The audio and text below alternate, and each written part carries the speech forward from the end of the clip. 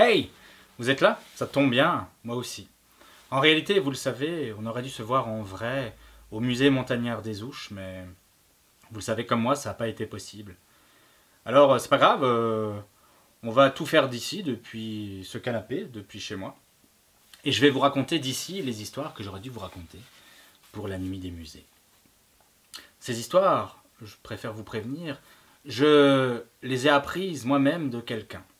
De quelqu'un de très mystérieux, que j'ai rencontré sur un chemin de randonnée, justement, quand j'allais me promener vers les Ouches. Je ne sais pas si vous vous êtes déjà promené là-bas, mais ce que je peux vous dire par expérience, c'est qu'on y fait de drôles de rencontres.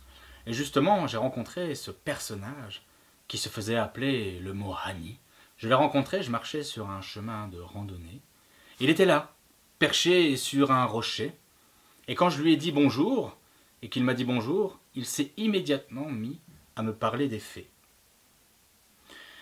Il m'a dit qu'autrefois, les fées, elles vivaient partout autour des Ouches, dans des grottes, qu'elles avaient fait aux hommes de très nombreux cadeaux, mais parce que les hommes étaient méchants, un jour, elles étaient parties. Qu'elles étaient parties, mais qu'elles n'avaient pas tout emporté avec elles, qu'elles avaient laissé des traces de leur passage, des traces, et puis surtout, des histoires.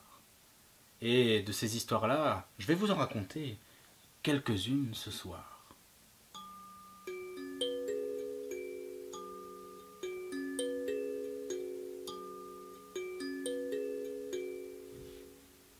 C'est l'histoire d'un berger. Ou est-ce que c'est vraiment un berger? Le Mohani, il ne me l'a pas dit. Il ne m'a pas dit si le berger, il avait 1 ou 100 ou 10 ou 10 000 brebis. S'il les connaissait toutes par leur prénom, ou si les brebis, elles existaient que dans sa tête. En tout cas, ce qui est sûr, c'est que c'est l'histoire de quelqu'un qui a du temps. Comme on s'imagine que les bergers ont du temps lorsqu'ils s'en vont l'été là-haut sur les prairies d'alpage. Mon histoire, oui, si tu veux, c'est l'histoire de quelqu'un qui a le temps. Qui a le temps de regarder passer le temps. Le temps et les nuages. Parce que mon histoire, c'est définitivement l'histoire de quelqu'un qui regarde passer les nuages. Et qui fait ce quelqu'un, ce qu'on a tous déjà fait, en regardant passer les nuages. Il s'imagine que là-haut, dans le ciel, il y a des formes qui se forment, qui s'informent, qui se reforment et se déforment. Bref, il s'imagine que les nuages, ce sont des choses, ou bien des êtres vivants. D'ailleurs, si on regarde bien là, oui, avec ces drôles de petites cornes, est-ce qu'on dirait pas un chamois? Et le chamois, comme il a les cornes qui s'allongent, il se transforme en bouquetin. Et le bouquetin, lui, il a ses cornes qui se retournent sur elles-mêmes et se transforment en mouflon. Et le mouflon, il est balayé par le vent, et bientôt arrive un autre nuage. Cette fois-ci, on dirait une marmotte, avec une fleur dans la bouche. Et la marmotte, elle a son museau qui s'allonge, et elle se transforme en beau chien de berger. Et en s'allongeant, le chien de berger, lui, il se transforme en une barque qui est emportée par le vent. Comme c'est un jeu, notre berger, il devient de plus en plus fort à imaginer des formes. Et d'ailleurs, tiens, si on regarde bien là, 1, 2, 3, 4 et 5, on dirait oui, tout un troupeau de moutons. Ils ont l'air si vrais qu'on a presque l'impression qu'ils pourraient bêler. Et comme il joue à ce jeu pendant des minutes et des heures, il ne se méfie pas, notre berger.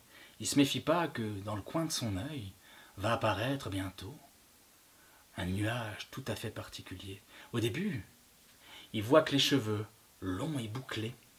Et puis, un visage apparaît, un beau visage de femme, comme il n'en a jamais vu avant. Ah, un très beau visage, tellement beau qu'on dirait une fée. Et la fée, bientôt, elle a des yeux. Et ses yeux, vous savez quoi? Elle le regarde lui, le berger. Et puis, bientôt, se dessine un sourire. Et là, notre berger, il a le cœur qui s'arrête. Je laisse au médecin, évidemment, de savoir si quand on dit de quelqu'un qu'il a le cœur qu'il s'arrête, son cœur s'arrête vraiment, ou si c'est juste une expression. En tout cas, ce qui est sûr, c'est que ça lui a fait un grand choc à notre berger. Ah, il est immédiatement tombé amoureux du nuage, de la fée. Et quand du ciel, un petit bras de nuage est descendu. Lui aussi, il a levé son bras au ciel, et quand les deux bras se sont touchés, le berger a disparu. Il y a plusieurs versions, m'a dit le Mohani. Il y a plusieurs versions à cette histoire. La première dit que la fée a emporté le berger avec lui, là-bas, très loin, par-delà le ciel, au pays des fées. Mais une autre version raconte que c'est la fée qui est descendue, que leurs deux bras, celle du berger et celle de la fée, ils ont fait un pont entre la terre et le ciel, et que la fée est descendue et qu'ensemble, berger et fée se sont mis à courir à travers la montagne, et que ils courent encore, et que même on peut les voir parfois, les jours où il y a du vent.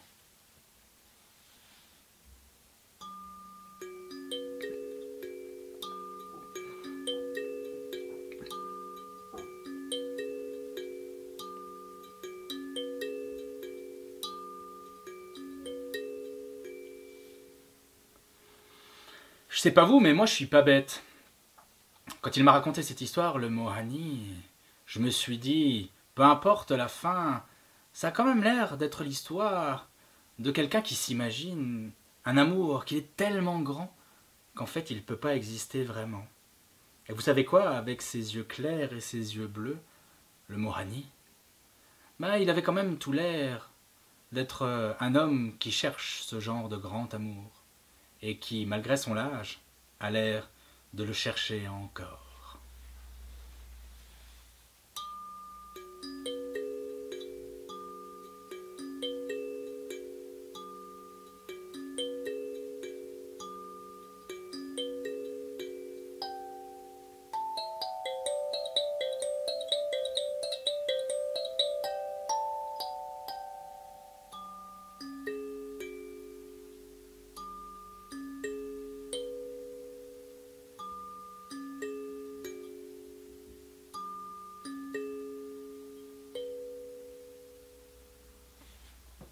Après le berger, voici la bergère. Alors elle, par contre, c'est sûr, elle n'avait pas de brebis, pas de moutons, pas de troupeaux. Toutes ces bêtes, elles étaient mortes, elles étaient tombées malades, et elle avait eu beau prier le grand saint Guérin, protecteur des troupeaux. Le saint était resté sourd à ses appels, et son troupeau était tombé, emporté par la maladie. Mais la bergère, qui était aussi très jolie, elle ne tarda pas à voir de nombreux prétendants qui lui apportaient des cadeaux. C'est bien simple, tout ce qu'il y avait d'hommes à marier au village des Ouches est venu chez elle pour lui offrir des cadeaux. Je dis d'hommes à marier, parfois même des hommes mariés. Elle aurait pu vivre, la bergère, avec tous les cadeaux qu'on lui faisait. L'un lui rapportait du fromage, l'autre de la laine, l'autre du bois pour se chauffer l'hiver. Elle aurait pu vivre comme ça. Mais la bergère, qui était aussi belle qu'elle était fière, ou aussi fière qu'elle était belle, elle renvoyait toujours les prétendants avec leurs cadeaux. Plutôt vivre dans la faim que de se mettre un fil à la patte et de vivre en servitude pour quelqu'un. Jamais elle ne se serait mariée. Mais la faim, je ne sais pas si vous le savez, est une triste compagne. Aussi, la jeune bergère qui n'avait plus de quoi gagner son pain s'en retourna, puisque les saints étaient muets, s'en retourna voir les fées qui, dit-on, habitaient près de la grotte de Beauchère. Elle alla là-bas et elle les appela, une et deux et trois et quatre fois, sans qu'il y ait de réponse.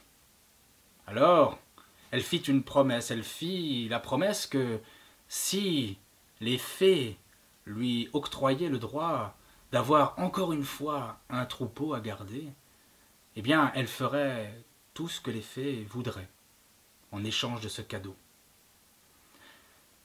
Elle n'eut pas plus de réponse, mais lorsqu'elle s'en retourna, elle tourna à peine le dos à la grotte que le vent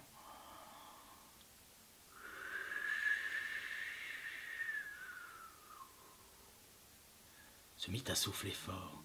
Et il apporta des nuages, 1, 2, 3, 4 et 5, en forme de moutons, et les moutons se mirent lentement à descendre du ciel et à suivre la bergère. Et je crois que les vieux et les vieilles de cette histoire en ont fait une chanson. Une chanson qui va à peu près comme ça. Il était une bergère qui n'avait pas de moutons. Elle était pauvre mais fière, la bergère sans ses moutons. Mais sans laine, nul lendemain, elle demanda au ciel de pouvoir gagner son pain. Elle demanda au ciel, et le ciel, la trouvant belle, lui fit descendre de beaux nuages qui bêlent, de jolis moutons tendres. Quand ils la virent redescendre de la montagne avec des brebis, les villageois ont fait des yeux gros comme ça. C'était un miracle merveilleux. Il s'en est trouvé 2-3 quand même pour dire que c'était de la sorcellerie et que c'était une sorcière. Sans doute ceux qui lui avaient fait des cadeaux pour pouvoir la marier. Une version de l'histoire raconte que la bergère, justement, avait fait une promesse aux fées. Elle avait promis que toute sa vie, elle ne se marierait jamais et qu'elle serait toujours libre. Peut-être que dans les chemins de randonnée, vous croiserez peut-être une bergère qui lui ressemble beaucoup, qui mène son troupeau et vit librement. Peut-être alors qu'elle vous fera penser à cette histoire.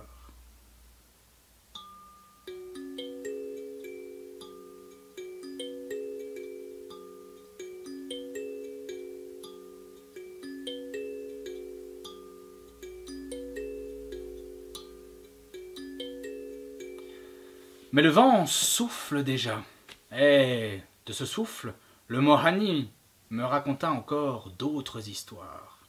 Mais ces histoires, si vous me le permettez, sont pour un autre temps. Ce sont des histoires pour d'autres histoires.